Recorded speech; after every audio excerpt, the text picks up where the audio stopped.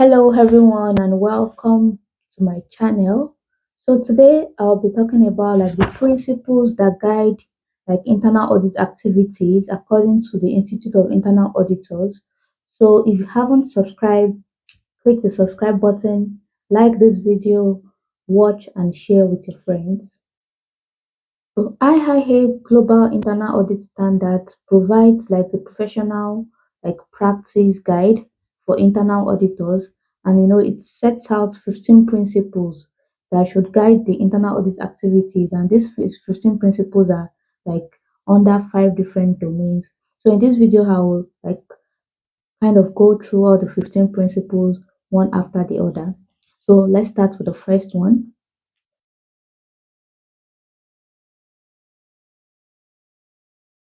So the first principle is to maintain integrity. As an auditor, you need to have high level of integrity. You need to adhere to ethical and moral standards. You need to have your own personal, standards and morals. And then you need to be honest.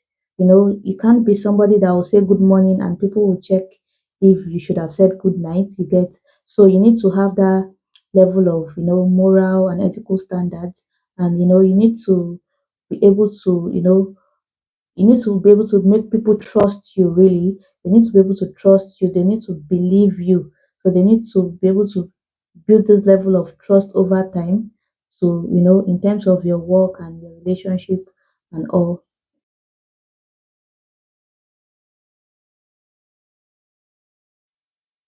The second principle is to maintain objectivity. So what does it mean to be objective as an auditor? So your audit activities should not be subjected to your emotions, your feelings. You shouldn't. You should be objective. This is how it is. Be factual in your, findings and recommendations and all. Don't, because you've built a form of relationship with a client over time. You are now removing some maybe high risk recommendations or removing high risk findings and all. You need to still, as much as you want to have a relationship with your clients, don't let it deter you from raising findings if there are findings. So you need to be objective in your dealings and whatever you are doing as an auditor.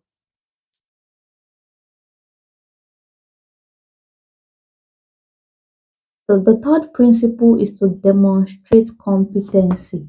So how do you demonstrate competency? Basically, have the basic maybe degree, and then if you don't have the basic degree, go and get it. And then even after getting the required degree, get the required certification. So as an IT auditor, you need to be CISA certified. So get your CISA certificate, and beyond maybe the degree and certificate, also continuous improvement and learning. So get your, so I know for CISA you need to meet your minimum CPEs on an annual basis. So from trying to get CPEs, you engage in continuous learning, and also, you have to keep learning to, you know, demonstrate competency, to your client and even for yourself as an auditor. So basically, that's it, demonstrate competency, keep learning, keep improving, engage in, your maybe certification body, webinars or trainings, just keep developing yourself as an auditor, basically.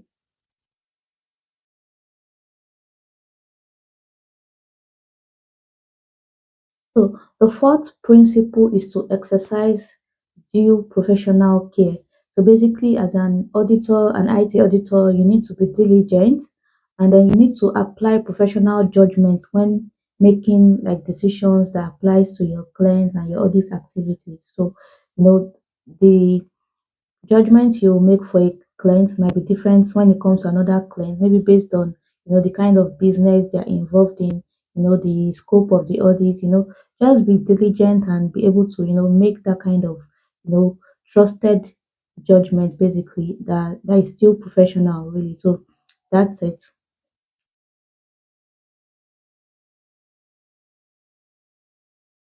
So the fifth principle is to maintain confidentiality. So for this one, as auditors, you have like unrestricted access to information. You get access to so many confidential information. As an auditor, you cannot be a chatterbox. You cannot be, you cannot just run your mouth anyhow to anybody. You can't just divulge like company's confidential information. So, it's very important to, know that as an auditor.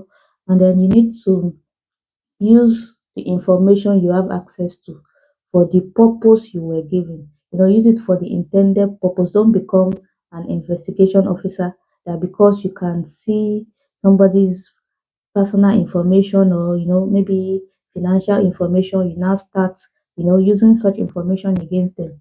you know Use the information they are granted access to for the intended purpose, which is to provide assurance, provide audit assurance. Don't divulge confidential information.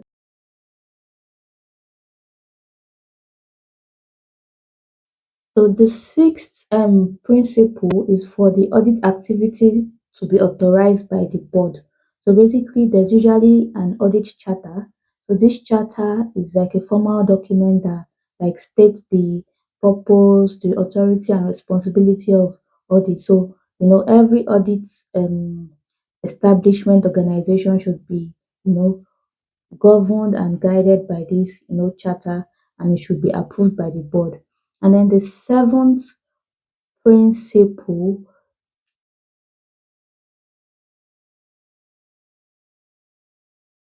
is that audit should be positioned independently. So, the head of audit should report directly to the board.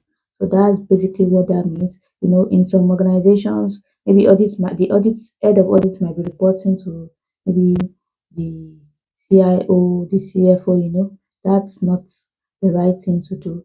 The audit head of audit or the audit whatever should report to the board directly, and the board can include maybe the audit committee or like a delegated committee, but directly to the board to maintain the audit independence basically.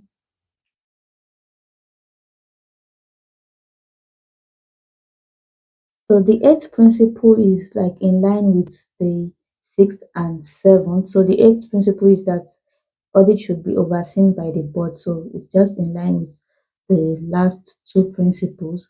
So the next one, which is the ninth principle, is that audit should be planned strategically. So this is not like an individual thing or a board thing. So this is mainly like the head of audit's responsibility basically. So there should be like an audit strategy, like a defined audit methodology, then an audit plan basically. So it shouldn't be like an unplanned activity that happens. So I know for most organizations there's usually like an annual plan, annual audit plan, and all of those things. So that's just what this ninth principle is saying. So audit activities should be planned strategically.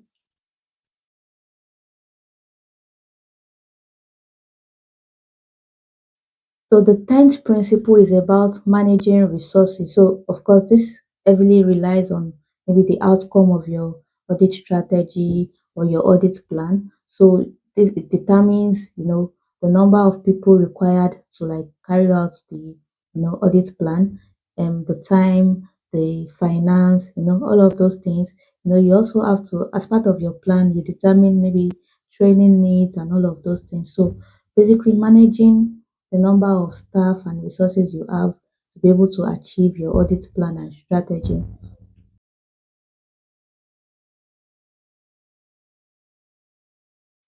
So the 11th principle is about communicating effectively. So basically the most responsibility lies on like the head of audit and audit managers. So they need to establish like a good relationship with stakeholders, the board, the senior managers, and also that you can get the desired results from audit engagement and activity. So that's it.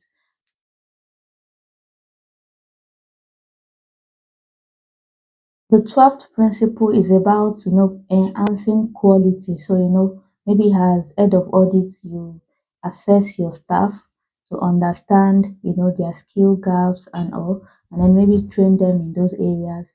And then maybe um, it- just reviewing even your internal processes. So maybe your audit processes, your audit methodologies, just seek for opportunities to like continuously improve the audit process, the audit methodology, and also that's just what this principle is about.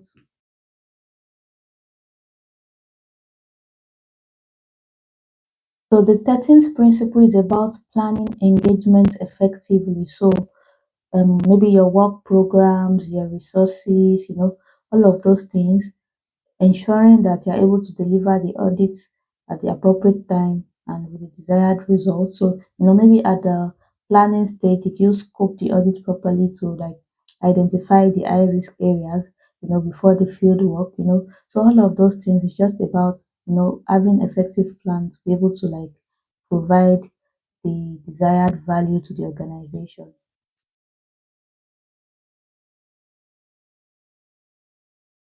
The 14th principle is about, how to conduct the engagement work. So, of course, after you've planned the audit, you have to carry out the audit.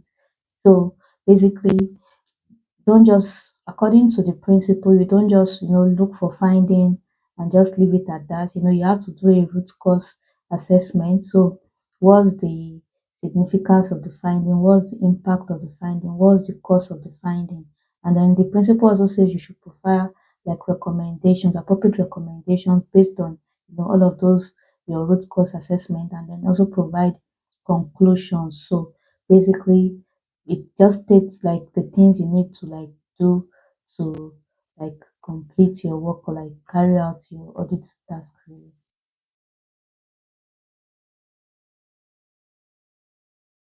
Final principle, which is the 15th principle, is for you to communicate your engagement results and action plan. So after you've done your planning, you've done the field work, of course, the next thing is to communicate the result or the output of your audit. So how do you do that? Maybe through your closing meeting.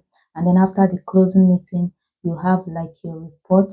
So your audit report, which has your findings, your recommendations, and all of those things. And then, of course, it's not just about giving them reports. This report, did they actually find any value from it? So let them provide like their action plans. So, you should communicate with the stakeholders to like discuss your findings with them, discuss your recommendations with them, and get their action plans, and then also track these action plans. So don't just stop at that. Ensure that recommendations are tracked until they are like closed. So basically that's just what this 15th principle is all about. So I hope you found this like video useful. And then so if you need like further information, you can just refer to like the IIA website. So it has like all the breakdowns of the 5 domains and the 15 principles, and much more details about the things you need to know about the 15 principles.